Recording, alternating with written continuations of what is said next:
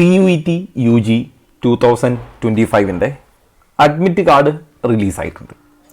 അപ്പോൾ ഈ അഡ്മിറ്റ് കാർഡുമായിട്ട് ബന്ധപ്പെട്ട കാര്യങ്ങളാണ് ഈ വീഡിയോയിൽ പറയുക.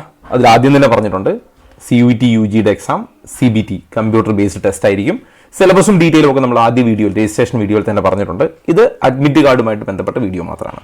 ഓക്കെ, അപ്പോൾ ഈ എക്സാം അതായത് CUETയുടെ എക്സാം ഇന്ത്യക്ക് പുറത്തുമായിട്ട് 13-ാം തീയതി തുടങ്ങി, മെയ് 13 തുടങ്ങി ജൂൺ 3 വരെയുള്ള കാലയളവിലാണ് എക്സാം നടക്കുക. അപ്പോൾ ഈ പറഞ്ഞ ഡേറ്റുകളിലൊക്കെ എക്സാം നടക്കുന്നുണ്ട് പലയിടത്തും, അല്ലെങ്കിൽ നിങ്ങൾ ഒപ്റ്റ് ചെയ്തതിനനുസരിച്ചാണ് നിങ്ങളുടെ എക്സാം എന്ന് മാത്രം.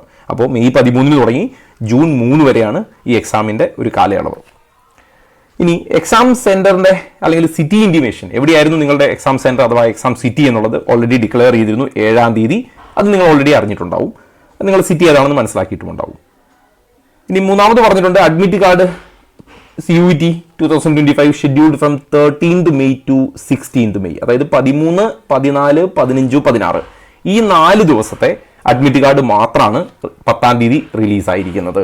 അപ്പോൾ ഈ 16-ാം തീയതിക്കുള്ളിൽ എക്സാം ഉള്ളവർക്ക് മാത്രമേ ഇപ്പോൾ അഡ്മിറ്റ് കാർഡ് കിട്ടൂ. അപ്പോൾ ചില കുട്ടികൾ അഡ്മിറ്റ് കാർഡിന് വേണ്ടി നോക്കുമ്പോൾ ചിലപ്പോൾ അഡ്മിറ്റ് കാർഡ് കാണില്ല. അതിൻ്റെ റീസൺ അവർക്ക് 16-ാം തീയതി വരെ എക്സാം ഇല്ല എന്നുള്ളതാണ് അതിൻ്റെ അർത്ഥം. അപ്പോൾ 13 തുടങ്ങി 16 വരെ എക്സാം ഉള്ളവർക്ക് മാത്രമാണ് ഇപ്പോൾ അഡ്മിറ്റ് കാർഡ്. ബാക്കിയുള്ള ഡേറ്റിലെ അഡ്മിറ്റ് കാർഡുകൾ പിന്നീട് വന്നുകൊള്ളും. അപ്പോൾ നിങ്ങൾക്ക് അത് പിന്നീട് ഡൗൺലോഡ് ചെയ്തെടുക്കാം. അത് ഇടയ്ക്കിടയ്ക്ക് ഇങ്ങനെ ചെക്ക് ചെയ്തുകൊണ്ടിരുന്നാൽ നിങ്ങൾക്ക് മനസ്സിലാവും. പിന്നെ അവരുടെ നോട്ടിഫിക്കേഷനും ഉണ്ടാവും. ഇനി നിങ്ങൾക്ക് അഡ്മിറ്റ് കാർഡ് എടുക്കാൻ വേണ്ടി നിങ്ങൾ ചെയ്യേണ്ടത് ഈ സൈറ്റിൽ CUET.nta.nic.in എന്നുള്ള സൈറ്റിൽ കയറി നിങ്ങളുടെ ആപ്ലിക്കേഷൻ നമ്പറും പാസ്വേഡും ഉപയോഗിച്ച് ലോഗിൻ ചെയ്താൽ നിങ്ങൾക്ക് ഡൗൺലോഡ് ചെയ്തെടുക്കാം. ഓക്കെ, ഇനി admit card for remaining examination days shall be issued in due course, അതായത് പിന്നീട് റിലീസ് ആയിക്കോളും, അതിൻ്റെ നോട്ടിഫിക്കേഷൻ വരും. അപ്പോൾ ഞാനത് കമ്മ്യൂണിറ്റിയിൽ പോസ്റ്റ് ചെയ്യാം. ഇനി അഡ്മിറ്റ് കാർഡിലേക്ക് വരിക. നിങ്ങളുടെ CUET UGയുടെ അഡ്മിറ്റ് കാർഡിന് 2 പേജുകളാണുള്ളത്. അപ്പോൾ ഞാനതിൽ ഒരു സാമ്പിൾ, ഒരു കുട്ടിയുടെ അഡ്മിറ്റ് കാർഡാണ് ഈ കാണിച്ചിരിക്കുന്നത്. CUET UG 2025 അഡ്മിറ്റ് കാർഡാണ്. അപ്പോൾ അതിൽ ഇവിടെ നിങ്ങളുടെ റോൾ നമ്പർ ഉണ്ടാവും, ആപ്ലിക്കേഷൻ നമ്പർ ഉണ്ടാവും, കുട്ടിയുടെ പേരുണ്ടാവും, അതേപോലെ കുട്ടിയുടെ ഫാദറിൻ്റെ പേരുണ്ടാവും, ജെൻഡർ മെൻഷൻ ചെയ്തിട്ടുണ്ടാവും, ഡേറ്റ് ഓഫ് ബർത്ത് മെൻഷൻ ചെയ്തിട്ടുണ്ടാവും, അതേപോലെ ഡിസബിലിറ്റി ഉണ്ടെങ്കിൽ അത് മെൻഷൻ ചെയ്തിട്ടുണ്ടാവും, സ്ക്രൈബർ റിക്വയർഡ് ആണെങ്കിൽ അത് മെൻഷൻ ചെയ്തിട്ടുണ്ടാവും. ഇനി ഏത് ഡോക്യുമെന്റ് ഉപയോഗിച്ചാണ് നിങ്ങൾ രജിസ്റ്റർ ചെയ്തത് എന്നുള്ളതും ഉണ്ടാവും. അപ്പോൾ ഇത് തന്നെ വാലിഡ് ID പ്രൂഫായി കൊണ്ടുപോകാൻ ശ്രദ്ധിക്കുക. ഇവിടെ കൊടുത്തിരിക്കുന്നത് തന്നെ കൊണ്ടുപോകാൻ ശ്രദ്ധിക്കുക. റൈറ്റ്, ഈ റൈറ്റ് സൈഡിൽ നിങ്ങളുടെ ഫോട്ടോഗ്രാഫ് ഉണ്ടാവും, ഇവിടെ QR കോഡ് ഉണ്ടാവും, ഇവിടെ ഒരു ബാർ കോഡും കൊടുത്തിട്ടുണ്ടാവും, ഇവിടെ നിങ്ങളുടെ സിഗ്നേച്ചറും ഉണ്ടാവും. അതായത് അഡ്മിറ്റ് കാർഡിന്റെ മേലെയുള്ള സ്ഥലത്ത് കൊടുത്തിരിക്കുന്ന ഡീറ്റെയിൽ ആണ്. ഇതിൽ എന്തെങ്കിലും മിസ്സായാൽ പോലും നിങ്ങൾ എന്ത് ചെയ്യുക, ഒന്നുകൂടി അഡ്മിറ്റ് കാർഡ് ഡൗൺലോഡ് ചെയ്യുക, പ്രിന്റ് എടുക്കുക. ചില കുട്ടികൾക്ക് പ്രിന്റ് എടുക്കുമ്പോൾ ഈ QR കോഡ് ഉണ്ടാവില്ല, ചിലർക്ക് ബാർ കോഡ് ഉണ്ടാവില്ല, ചിലർക്ക് ഫോട്ടോഗ്രാഫ് ക്ലിയർ ആവില്ല, അങ്ങനെയുള്ളത് ഒന്നും പറ്റില്ല. ഇതെല്ലാം നിർബന്ധമായിട്ടും ഉണ്ടാവണം. സപ്പോസ് നിങ്ങൾ പ്രിന്റ് എടുക്കുമ്പോൾ അത് ക്ലിയർ അല്ല എങ്കിൽ, അല്ലെങ്കിൽ ഇതിൽ ഏതെങ്കിലും ഒന്ന് മിസ്സിംഗ് ആണെങ്കിൽ ഒരിക്കൽ കൂടി ഡൗൺലോഡ് ചെയ്യുക, പ്രിന്റ് ഔട്ട് എടുക്കുക. ഇതെല്ലാം ഉണ്ടെങ്കിൽ വാലിഡായി പരിഗണിക്കൂ. ഇനി ഒരു കളർ പ്രിന്റ് ഔട്ട് ആയിരിക്കും പ്രിഫറബിൾ. ഇത് കളർ വേണമെന്ന് ഒരിടത്തും പറഞ്ഞിട്ടില്ല, നിർബന്ധമല്ല. ഒരിക്കൽ കൂടി ഓർമ്മിപ്പിക്കുന്നു, കളറാണ് പ്രിഫറബിൾ എന്നാണ് നമ്മൾ ഉദ്ദേശിക്കുന്നത്. അതായത് കുറച്ചുകൂടി ക്ലാരിറ്റി ഉണ്ടാവും, ഫോട്ടോയൊക്കെ കുറച്ചുകൂടി ക്ലാരിറ്റി ഉണ്ടാവും. അതുകൊണ്ട് പ്രിഫറബിൾ എപ്പോഴും കളറാണ്. അല്ലെങ്കിൽ ബ്ലാക്ക് ആൻഡ് വൈറ്റ് നിങ്ങൾക്ക് ഉപയോഗിക്കുന്നതിലും തെറ്റൊന്നുമില്ല. ഇനി ആ ഫസ്റ്റ് പേജിൽ ഫോട്ടോയുടെയൊക്കെ താഴേക്ക് വരുമ്പോൾ നിങ്ങളുടെ ടെസ്റ്റ് ഡീറ്റെയിൽസ് കൊടുത്തിട്ടുണ്ടാവും. അപ്പോൾ ഈ കുട്ടിയുടെ നോക്കുക. അപ്പോൾ അതിൽ ആദ്യം തന്നെ റിമാർക്ക് പറഞ്ഞിട്ടുണ്ട് admit card issue four 13th May to 16th May, 13-ാം തീയതി തുടങ്ങി 16-ാം തീയതി വരെയുള്ള അഡ്മിറ്റ് കാർഡ് മാത്രമാണെന്ന് ഇവിടെ റിമാർക്ക് കൊടുത്തിട്ടുണ്ട്. അതുകൊണ്ട് ഞാൻ ഇത് മാത്രമല്ല, ഞാൻ കുറേ എക്സാമിന് അപ്ലൈ ചെയ്തിരുന്നു, എനിക്ക് ഒന്നേ വന്നുള്ളൂ അല്ലെങ്കിൽ ഇത് മാത്രമേ വന്നുള്ളൂ എന്ന് വിചാരിക്കേണ്ട. ഇപ്പോൾ ഉദാഹരണത്തിന് ഈ കുട്ടിയുടെ നോക്കാം, ബയോളജിക്കൽ സയൻസ്, അതുപോലെ കെമിസ്ട്രി, ഫിസിക്സ്, ബയോടെക്നോളജി ഒക്കെയാണ് കൊടുത്തിരുന്നത്. അപ്പോൾ ആ കുട്ടിക്ക് 14-ാം തീയതിയാണ് എക്സാം. അപ്പോൾ ഈ 14-ാം തീയതിയിലെ എക്സാം ഈ കോഡിന് മാത്രമാണ്, ഇത്രയും സബ്ജക്റ്റുകൾക്കാണ് ഈ എക്സാം പറഞ്ഞിരിക്കുന്നത്. അപ്പോൾ ഈ കുട്ടി ഇതിൽ കൂടുതൽ ഡൊമൈൻ കൊടുത്തിട്ടുണ്ട് എങ്കിൽ വേറൊരു അഡ്മിറ്റ് കാർഡ് കൂടി വരാനുണ്ട് എന്നർത്ഥം. അപ്പോൾ ഒരു എക്സാമിന് ഒരു അഡ്മിറ്റ് കാർഡാണ്, ഇത് ഒരു എക്സാമാണ്. അപ്പോൾ ഒരു എക്സാമിന് ഒരു അഡ്മിറ്റ് കാർഡ് എന്നുള്ള കണക്കിലാണ് വരേണ്ടത്. അപ്പോൾ ഈ എക്സാമിന്, ഈ മെൻഷൻ ചെയ്തിരിക്കുന്ന എക്സാമിന് ഇതാണ് അഡ്മിറ്റ് കാർഡ്. അപ്പോൾ ഈ പറഞ്ഞ ഈ 4 സബ്ജക്റ്റുകളുടെയും എക്സാം എപ്പോഴുണ്ടാവും, 14-ാം തീയതി സെക്കൻഡ് ഷിഫ്റ്റിലാണ്. ഡേറ്റ് കൊടുത്തിട്ടുണ്ട്, ഷിഫ്റ്റ് കൊടുത്തിട്ടുണ്ട്, സെക്കൻഡ് ഷിഫ്റ്റാണ്. ടൈമിംഗ് പറഞ്ഞിട്ടുണ്ട് 3 മണി തുടങ്ങി 6 മണി വരെയുള്ള 3 മണിക്കൂറാണ് എക്സാം. കുട്ടി റിപ്പോർട്ട് ചെയ്യേണ്ട സമയം 1 മണിയാണ്. അപ്പോൾ ശ്രദ്ധിക്കുക, 1 മണിക്ക് റിപ്പോർട്ട് ചെയ്യുക. 2:30-ക്ക് ശേഷം ഹാളിൽ കയറ്റില്ല, 2:30 ഗേറ്റ് ക്ലോസിംഗ് ആണ്. അപ്പോൾ അതിന് മുമ്പ് തന്നെ കുട്ടി അവിടെ എത്തിയിട്ടുണ്ടാവണം, 2:30-ക്ക് മുമ്പ് തന്നെ ഹാളിൽ കയറിയിട്ടുണ്ടാവാം. ഏറ്റവും സേഫ് എന്താണ്, 1 മണി. അപ്പോൾ ചോദിക്കും ഞാനൊരു 1:30-ക്ക് ചെന്നാൽ എന്താ കുഴപ്പമൊന്നുമില്ല. പക്ഷേ എപ്പോഴും സേഫ് അവർ പറയുന്ന റിപ്പോർട്ടിംഗ് ടൈമിൽ ചെല്ലുന്നതാണ്. ഓക്കെ, വെന്യൂവും അവിടെ ഉണ്ടാവും. ആ വെന്യൂവും കൂടെ നോക്കിയിട്ട് ആ സ്ഥലത്ത് ഈ പറഞ്ഞ റിപ്പോർട്ടിംഗ് ടൈമിൽ തന്നെ ചെല്ലാൻ ശ്രദ്ധിക്കുക. ഗേറ്റ് ക്ലോസിംഗ് കഴിഞ്ഞാൽ ഒരു കാരണവശാലും കയറ്റി വിടില്ല. ഇപ്പോൾ ഞാൻ മറ്റൊരു കുട്ടിയുടെ എക്സാമിന്റെ ടെസ്റ്റ് സെന്റർ അല്ലെങ്കിൽ ടെസ്റ്റ് ഡീറ്റെയിൽ ആണ് കൊടുത്തിരിക്കുന്നത്. ഇപ്പോൾ ഞാൻ രണ്ടാമത്തെ അഡ്മിറ്റ് കാർഡാണ് കേട്ടോ, ആദ്യം പറഞ്ഞ കുട്ടിയുടേതല്ല, ഇത് രണ്ടാമത്തെ കുട്ടിയുടെ നോക്കാം. കുട്ടിക്ക് 2 എക്സാമാണ്, അക്കൗണ്ടൻസിയും ബിസിനസ് സ്റ്റഡീസുമാണ് ഫസ്റ്റ് എക്സാമിന്. അപ്പോൾ അതിന്റെ ഡേറ്റ് 16-ാം തീയതിയാണ്. 9 മണി തുടങ്ങി 11 മണി വരെയാണ്. 7 മണിക്കാണ് റിപ്പോർട്ടിംഗ് പറഞ്ഞിരിക്കുന്നത്. 8:30 ഗേറ്റ് ക്ലോസ് ചെയ്യും. ഓക്കെ, അപ്പോൾ ഈ കുട്ടിക്ക് ഇനിയും വേറെ എക്സാം ചിലപ്പോൾ ഇംഗ്ലീഷ് കൊടുത്തിട്ടുണ്ടാവും. ആ ഇംഗ്ലീഷ് ചിലപ്പോൾ 19-ാം തീയതിക്ക് ആയിരിക്കും. അപ്പോൾ ഞാൻ നേരത്തെ പറഞ്ഞാൽ 16-ാം തീയതി വരെയുള്ള അഡ്മിറ്റ് കാർഡ് റിലീസ് ആയിട്ടുള്ളൂ. അപ്പോൾ നിലവിൽ ഈ കുട്ടി എന്ത് ചെയ്യുക, ഈ ഒരു എക്സാം, ഈ 2 പേപ്പർ എഴുതാൻ വേണ്ടി 16-ാം തീയതി പോവുക. 16-ാം തീയതി പോയിട്ട് ഈ എക്സാം എഴുതുക. ഇനിയുള്ള എക്സാമിന്റെ അഡ്മിറ്റ് കാർഡ് വരും. അപ്പോൾ സെയിം പ്രൊസീജിയർ, ആ അഡ്മിറ്റ് കാർഡിന്റെയും ഇവിടെ ഒരു ടെസ്റ്റ് ഡീറ്റെയിൽ പറഞ്ഞിട്ടുണ്ടാവും. അപ്പോൾ ആ ടെസ്റ്റ് ഡീറ്റെയിലിന് വേണ്ടി ആ പറഞ്ഞിരിക്കുന്ന ഡേറ്റിൽ ആ പറഞ്ഞിരിക്കുന്ന ഷെഡ്യൂളിൽ പോകണം. അപ്പോൾ ഈ വീഡിയോ കോമൺ ആണ്. ഇവിടുന്ന് അങ്ങോട്ട് വരാൻ പോകുന്ന എല്ലാ അഡ്മിറ്റ് കാർഡിനും ഈ വീഡിയോ കോമൺ ആണ്. ഇനി ഞാൻ മൂന്നാമതൊരു അഡ്മിറ്റ് കാർഡ് കാണിക്കുന്നു. മൂന്നാമത്തെ അഡ്മിറ്റ് കാർഡ് നോക്കുക. ഒരൊറ്റ എക്സാം, ബയോളജിക്കൽ സയൻസ്, ബയോടെക്നോളജി ആണോ ബയോകെമിസ്ട്രി ആണോ എന്ന് കാണാൻ പറ്റുന്നില്ല. ഇങ്ങനെ ഈ ക്ലാരിറ്റി, ഈ സബ്ജക്ട് ക്ലാരിറ്റി ഇല്ലെങ്കിൽ നിങ്ങൾക്ക് എന്ത് ചെയ്യാം, ഒന്നുകൂടി ഡൗൺലോഡ് ചെയ്താൽ അത് ക്ലിയർ ആയി വരും കേട്ടോ. ഓക്കെ, അപ്പോൾ ഇതാണ് ആ കുട്ടിയുടെ എക്സാം. കുട്ടിക്ക് 13-ാം തീയതി. അപ്പോൾ നമ്മൾ നോക്കിയാൽ കാണാം, ചില കുട്ടികൾക്ക് 14-ാം തീയതിയാണ്, ചില കുട്ടികൾക്ക് 16-ാം തീയതിയാണ്, ചില കുട്ടികൾക്ക് 13-ാം തീയതിയാണ്. സെക്കൻഡ് ഷിഫ്റ്റിലാണ്. 3 മണി തുടങ്ങി 4 മണി വരെ 1 മണിക്കൂർ എക്സാം ഉള്ളൂ. ഒരു എക്സാം നമ്മൾ നോക്കിയപ്പോൾ കണ്ടു, അത് 3 മണിക്കൂറായിരുന്നു എക്സാം. അപ്പോൾ ഇവിടെ ഇത് 1 മണിക്കൂറേ ഉള്ളൂ. 3 തുടങ്ങി 4 വരെ ഉള്ളൂ. 1 മണിക്കാണ് റിപ്പോർട്ടിംഗ് ടൈം. 2:30 ഗേറ്റ് ക്ലോസ് ചെയ്യും. അപ്പോൾ ഓരോരുത്തർക്കും ഓരോ ദിവസമായിരിക്കും, ഓരോ ഷിഫ്റ്റിലായിരിക്കും, ആ ഷിഫ്റ്റിൽ തന്നെ പല ഡ്യൂറേഷൻ ആയിരിക്കും. നിങ്ങൾ 3 തുടങ്ങി 4 വരെ എക്സാം എഴുതുമ്പോൾ മറ്റൊരു കുട്ടി അപ്പുറത്ത് 3 തുടങ്ങി 6 വരെ ചിലപ്പോൾ എക്സാം എഴുതുന്നുണ്ടാവും. ഓക്കെ, അപ്പോൾ അത് നിങ്ങളെ ബാധിക്കുന്നതല്ല. നിങ്ങൾക്ക് നിങ്ങളുടെ അഡ്മിറ്റ് കാർഡിൽ പറഞ്ഞിരിക്കുന്ന ക്വസ്റ്റ്യൻ അല്ലെങ്കിൽ ഈ എക്സാം ഈ ഡേറ്റിൽ ആ ഷിഫ്റ്റിൽ ഈ ഡ്യൂറേഷനിൽ എഴുതിയിട്ട് പുറത്തിറങ്ങുക എന്നുള്ളതാണ് നിങ്ങളുടെ വഴി. അടുത്ത അഡ്മിറ്റ് കാർഡ് വരുമ്പോൾ അടുത്ത എക്സാം അങ്ങനെ നീണ്ടുപോകും. അപ്പോൾ നമ്മൾ അഡ്മിറ്റ് കാർഡിന്റെ രണ്ടാമത്തെ ഭാഗം പറഞ്ഞു. ഏറ്റവും ടോപ്പിൽ നിങ്ങളുടെ ഫോട്ടോഗ്രാഫും ഡീറ്റെയിൽസും, രണ്ടാമത്തെ ടെസ്റ്റ് ഡീറ്റെയിൽ. ഇനി ആ പേജിന്റെ താഴെ ഇങ്ങനെ ഒരു സെൽഫ് ഡിക്ലറേഷൻ ഉണ്ടാവും.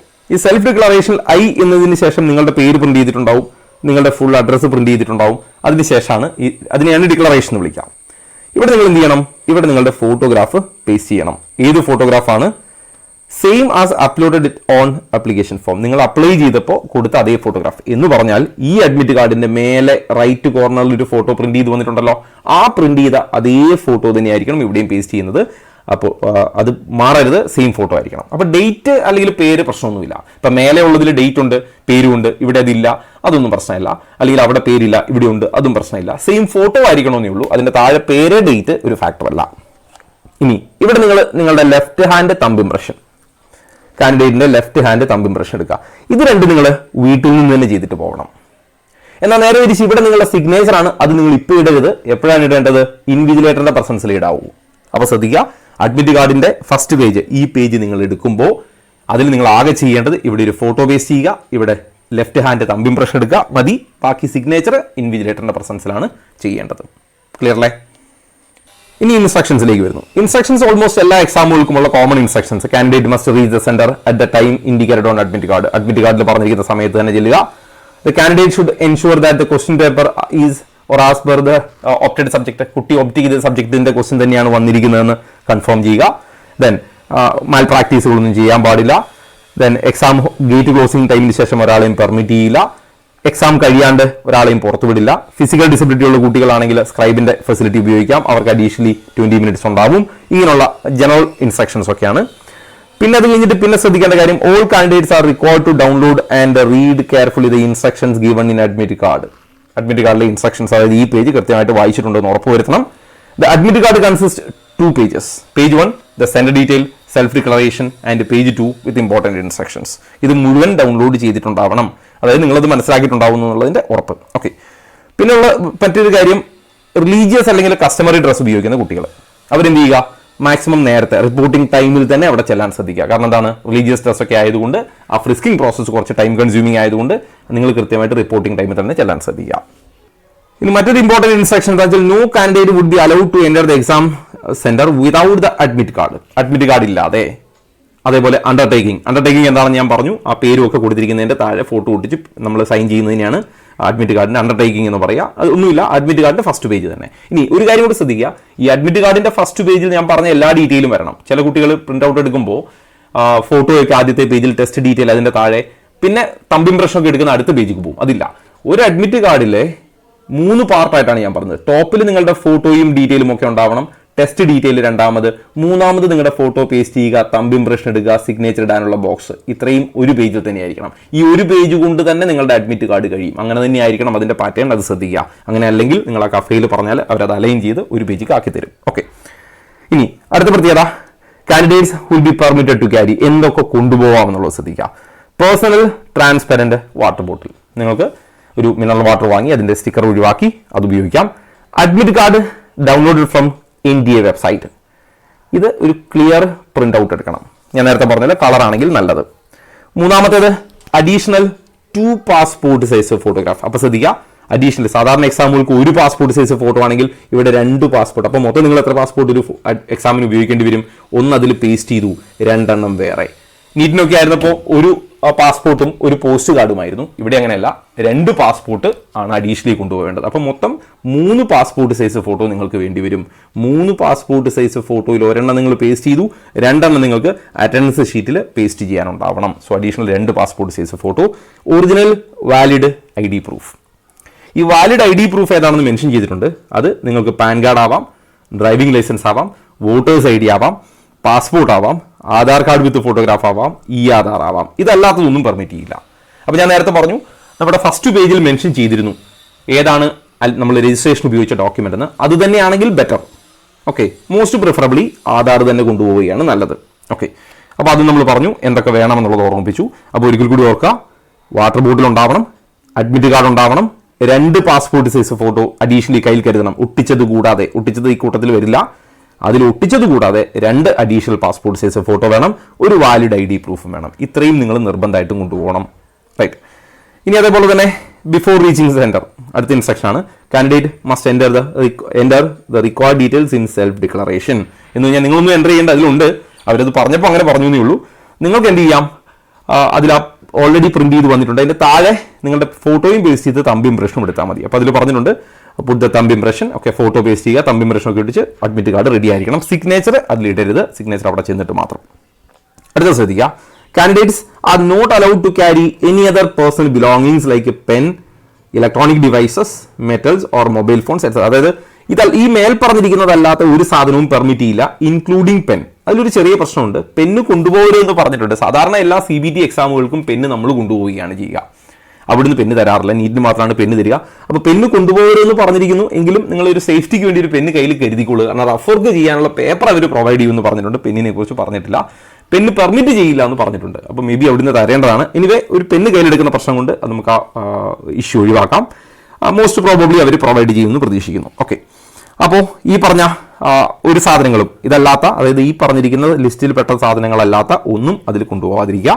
Then shoes, footwear with thick soles. Shoes ഉപയോഗിക്കരുത്, തിക് സോളുള്ള ഫുട്വെയർ ഉപയോഗിക്കരുത്. അതുപോലെ തന്നെ loose garments with large button, overlayered അല്ലെങ്കിൽ പല ലെയറുകളുള്ളത്, ഓവർ കോട്ടുകൾ, ഇതൊന്നും പെർമിറ്റഡ് അല്ല. അതായത് നീറ്റിന് ഉപയോഗിച്ചോളൂ ഒരു സിമ്പിൾ ഡ്രസ് പാറ്റേൺ ഉപയോഗിക്കാം. അടുത്ത് നോക്കുക, blank paper sheets for rough work will be provided in exam hall. Paper provide ചെയ്യുന്നതിനെ കുറിച്ച് പറഞ്ഞിട്ടുണ്ട്. Then candidate must write their name and roll number at the top of the sheet. ഇതിന്റെ മേലെ നിങ്ങളുടെ പേരും റോൾ നമ്പറും എഴുതുക. And must drop the sheet in designated drop box without fail. നിങ്ങൾ എക്സാം ഹോളിൽ നിന്ന് പുറത്തിറങ്ങുന്നതിന് മുമ്പ് ഈ റഫ് വർക്കിന് ഉപയോഗിച്ച പേപ്പർ തിരിച്ച് അവിടെ ഡ്രോപ്പ് ബോക്സിൽ ഇട്ടിട്ടേ വരാവൂ, തിരിച്ചു കൊണ്ടുവരാൻ പറ്റൂല. ഓക്കെ, അതവിടെ നിങ്ങൾ സബ്മിറ്റ് ചെയ്യണം. അതേപോലെ അഡ്മിറ്റ് കാർഡും ചിലപ്പോൾ അവർ വാങ്ങി വയ്ക്കും, ഇത് ഡിപ്പെൻഡ്. എന്തായാലും നിങ്ങളുടെ അഡ്മിറ്റ് കാർഡിൻ്റെ ഒരു കോപ്പി നിങ്ങളുടെ ഫോണിൽ സേവ് ചെയ്ത് വെച്ചേക്കാം. പിന്നീടുള്ള ആവശ്യങ്ങൾക്ക് വേണ്ടി അവർ വാങ്ങി വെച്ചാൽ, അത് വാങ്ങി വയ്ക്കുമെന്നോ ഇല്ലെന്നോ പറഞ്ഞിട്ടില്ല, എന്നാലും വാങ്ങി വെച്ചാൽ നമുക്കത് ഒരു സ്പെയർ നമ്മുടെ കയ്യിൽ ഉണ്ടാവണമെങ്കിൽ എന്ത് ചെയ്യുക, ഇതിൻ്റെ ഒരു കോപ്പി വീട്ടിലെടുത്ത് വെക്കുകയോ അല്ലെങ്കിൽ ഫോണിൽ സൂക്ഷിക്കുകയോ ചെയ്യുക. നമുക്ക് ആവശ്യാനുസരണം പിന്നീട് പ്രിന്റ് എടുക്കാം. ഓക്കെ, അപ്പോൾ അഡ്മിറ്റ് കാർഡുമായിട്ട് ബന്ധപ്പെട്ട ഓൾമോസ്റ്റ് എല്ലാ ഡീറ്റെയിലും പറഞ്ഞിട്ടുണ്ട്. അപ്പോൾ ഇനി ഇവിടുന്ന് അങ്ങോട്ട് 16-ാം തീയതിക്ക് ശേഷം വരുന്ന അഡ്മിറ്റ് കാർഡിനും ഇത് തന്നെയാണ് ഡീറ്റെയിൽസ്. ഓക്കെ, അപ്പോൾ ഓൾമോസ്റ്റ് എല്ലാ ഡീറ്റെയിലും പറഞ്ഞിട്ടുണ്ട്. ഇനി ഇതുമായിട്ട് ബന്ധപ്പെട്ട മറ്റ് അപ്ഡേറ്റുകൾ വരുമ്പോഴും അടുത്ത അഡ്മിറ്റ് കാർഡ് റിലീസ് ചെയ്യുമ്പോഴും ഇനി ഇതുമായിട്ട് കോമൺ സംശയങ്ങൾ എന്തെങ്കിലും ഉണ്ടായാൽ അതിൻ്റെ എക്സ്പ്ലനേഷനും ഒക്കെ കമ്മ്യൂണിറ്റിയിലാണ് പോസ്റ്റ് ചെയ്യുക. കമ്മ്യൂണിറ്റിയുടെ ലിങ്ക് കമന്റ് ബോക്സിൽ പിൻ ചെയ്തിട്ടുണ്ട്. ഈ വീഡിയോയുടെ താഴെ കമന്റ് ചെയ്താൽ പ്രാക്ടിക്കലി ചിലപ്പോൾ നിങ്ങൾ ചോദിക്കുന്ന ചോദ്യം കംപ്ലീറ്റ് അല്ല എങ്കിൽ എനിക്ക് അടുത്ത അതിൻ്റെ ഒരു എക്സ്പ്ലനേഷൻ ഒക്കെ കിട്ടണമെങ്കിൽ എപ്പോഴും എളുപ്പം വാട്സപ്പിൽ കോൺടാക്ട് ചെയ്യുന്നതാണ്. അതുകൊണ്ട് കമ്മ്യൂണിറ്റിയിൽ ജോയിൻ ചെയ്താൽ ത്രൂ വാട്സപ്പ് കോൺടാക്ട് ചെയ്യാവുന്നതാണ്. ബാക്കി ഡീറ്റെയിൽസും കമ്മ്യൂണിറ്റിയിൽ എത്തിക്കാം. എൻട്രൻസ് സംബന്ധമായ വാർത്തകളും അപ്ഡേഷനുകളും ഏറ്റവും വേഗം ആധികാരികമായി അറിയാൻ സബ്സ്ക്രൈബ് ചെയ്യുക, ബെൽ ഐക്കൺ അമർത്തുക. ഈ വീഡിയോ മറ്റു സുഹൃത്തുക്കളിലേക്കും ഷെയർ ചെയ്ത് നൽകുക.